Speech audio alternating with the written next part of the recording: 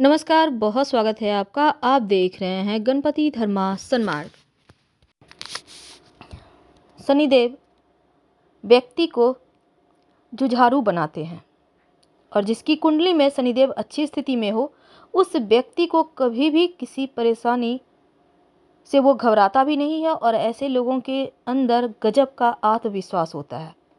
ये लोग अनुशासित होकर जीवन जीते हैं और कितनी भी कठिन परिस्थितियां क्यों ना हो, वे कभी भी उम्मीद नहीं छोड़ते और इसीलिए वो सफल भी हो जाते हैं, क्योंकि शनिदेव उन्हें तपाकर कुंदन बना देते हैं। शनिदेव एक न्यायाधीश ग्रह हैं।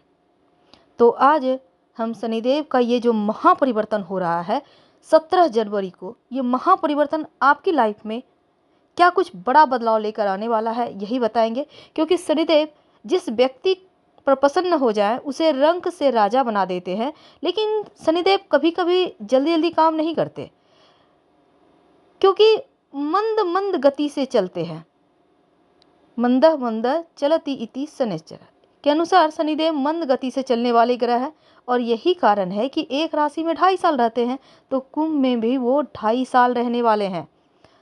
तो इसके बाद वो परिवर्तन करेंगे, लेकिन जब तक वो कुंभ में है, क्योंकि शनिदेव एक कर्म प्रधान ग्रह है और न्याय के देव हैं, तो देखिए पूरे 30 साल के बाद वो कुंभ में आ रहे हैं।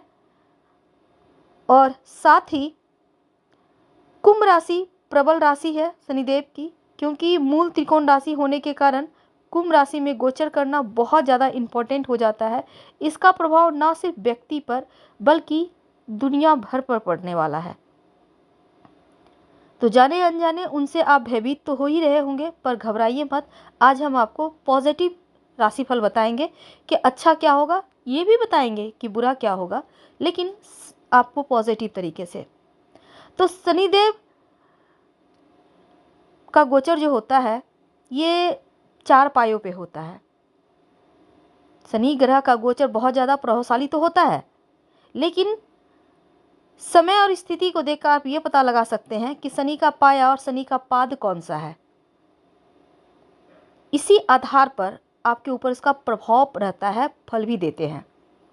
तो किस राशि में प्रवेश कर रहे हो, उस समय चंद्रमा पहले, छठे, 11वें भाव में हो तो स्वर्णपाद कहलाता है।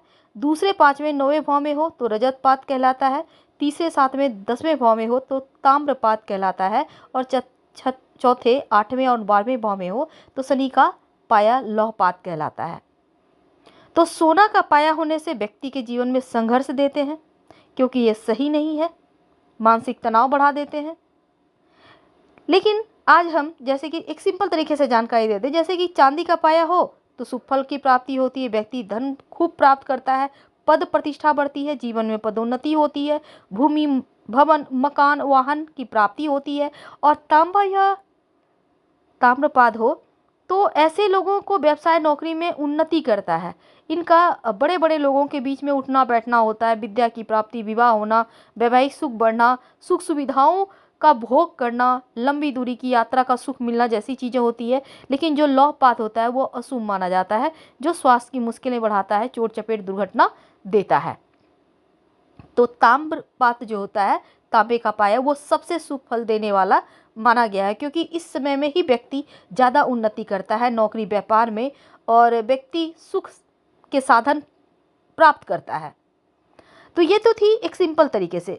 लेकिन आप वृश्चिक राशि वालों के ऊपर शनिदेव की ढैया भी शुरू हो चुकी है।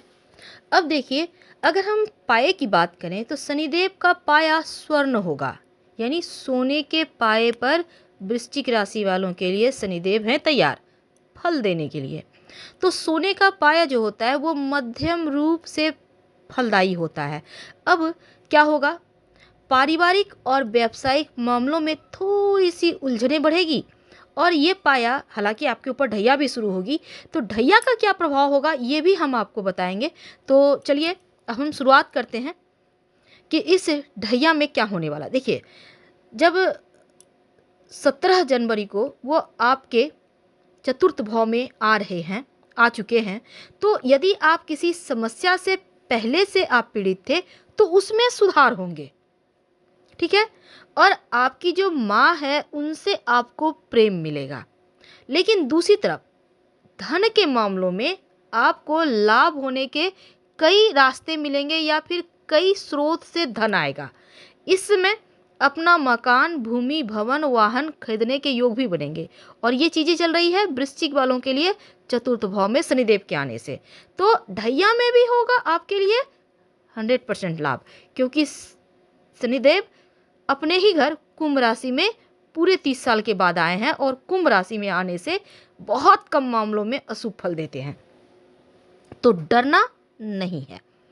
अब देखिए 30 जनवरी को शनिदेव अस्त हो जाएंगे चतुर्थ भाव में ही, और इसके बाद वो जैसे कि देखिए 13 फरवरी को सूर्य कुंभ में आ जाएंगे, तब क्या होगा, शनि के साथ चतुर्थ भाव में आ जाएंगे शनि और सूर्य एक साथ, तब थोड़ा सा लाइफ में विष घोलेंगे।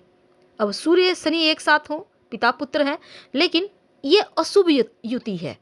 तो इस युति के कारण क्या होगा, जो विद्यार्थी हैं पढ़ाई लिखाई में छोटी मोटी मुश्किलें आएंगी, हो सकता है पढ़ाई से आपका मन हट जाए, तो इस पर फोकस बनाए रखना है। ठीक है। अब देखिए अगर आप स्वयं का व्यवसायी हैं, कार्य कर रहे हैं, तब थोड़ी बहुत चुनौतियां इस पीरियड में आ सकती है, आपको इसका भी ध्यान रखना है।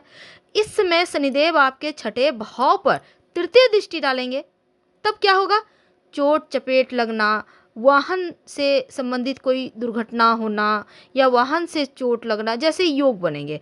तो आपको वाहन चलाते समय भी सावधानी रखना है और रोड क्रॉस करते समय, रोड पर चलते समय भी सावधानी रखना है, यानी आँख कान खुली रखना है। तो 6 मार्च को वो जैसे ही यहाँ पर शनिदेव अस्त चल रहे थे, उनका उदय हो जाएगा, अस्त अवस्था से बाहर होंगे, तब एक बार फिर से जो आपकी मुश्किलें चल रही थी उसमें कंट्रोल होगा, जो शारीरिक समस्या थी वो समाप्त होगा। यहाँ तक पैतृक संपत्ति प्रॉपर्टी प्राप्ति के योग भी बनेंगे और शनिदेव निर्माण कार्य के भी स्वामी माने जाते हैं। ऐसे में इनके उदय होने से घर में अगर कोई अधूरा निर्माण है तो वो एक बार फिर से शुरू हो सकता है।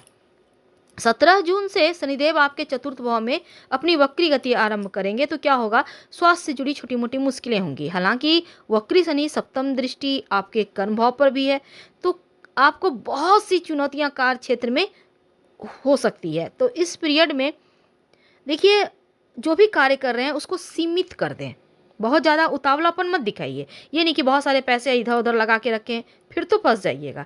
तो चीज़ों को थोड़ा सा सीमित करने का प्रयास कीजिए, आपके ही भलाई के लिए है ये। और दूसरी बात, हर एक कार्य को भली भांति समय पर पूरा करने में आप सक्षम रहेंगे 4 नवंबर के बाद से, जैसे ही शनिदेव कुंभ राशि में फिर से मार्गी हो जाएंगे। आपका बैंक बैलेंस बढ़ेगा और विशेषकर थोड़ा सा अस्त अवस्था या वक्री अवस्था के समय आपको सावधान रहना है, इस चीज़ का ध्यान रखें। और हनुमान चालीसा पढ़कर ही इस पीरियड में दिन की शुरुआत करें, तो वो भी आपके लिए बहुत अच्छा रहेगा। तो वृश्चिक वालों देखिए आपके लिए शनिदेव चौथे भाव में आने से संपत्ति से जुड़े छोटे मोटे विवाद हो सकते हैं। अगर हम निगेटिव प्रभाव की बात करें तो अगर आप नौकरी बदलने की सोच रहे हैं तो नौकरी जब तक आपके हाथ में दूसरा नहीं आ जाता तब तक आप पहली नौकरी मत छोड़िए, नहीं तो फिर बेरोजगार बैठ जाइएगा। ठीक है। तो उतावलेपन में कुछ भी बोल दिए और तैस में आके कर लिए, ये आपको नहीं करना, दिमाग यूज कीजिए।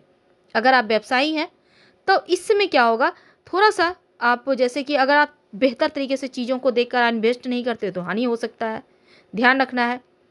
अगर आप रिलेशनशिप में हैं, छोटी मोटी मुश्किलें हैं यहाँ पर, इसका भी आपको ख्याल रखना है। तो इस समय आपको कंफर्ट जोन से बाहर निकलकर कड़ी मेहनत करने की प्रेरणा देते हुए नजर आएंगे शनिदेव, यानी आपको थोड़ा सा मेहनत तो करना होगा, क्योंकि मेहनत से लाभ देंगे कर्म फलदाता। और परिवार से दूर जा सकते हैं, चाहे वो कार्य के लिए, नौकरी व्यवसाय के लिए या फिर आप पढ़ाई लिखाई के लिए, तो थोड़ा सा भावुक हो सकते हैं इसमें।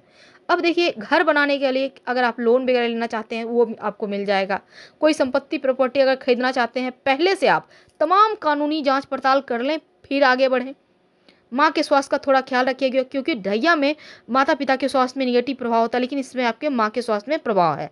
अब शारीरिक थकान, थोड़ी कमजोरी वगैरह हो सकती है, इसलिए आपको पहले से ही सतर्क रहना है इस पीरियड में, तो आपके लिए ही उत्तम रहेगा।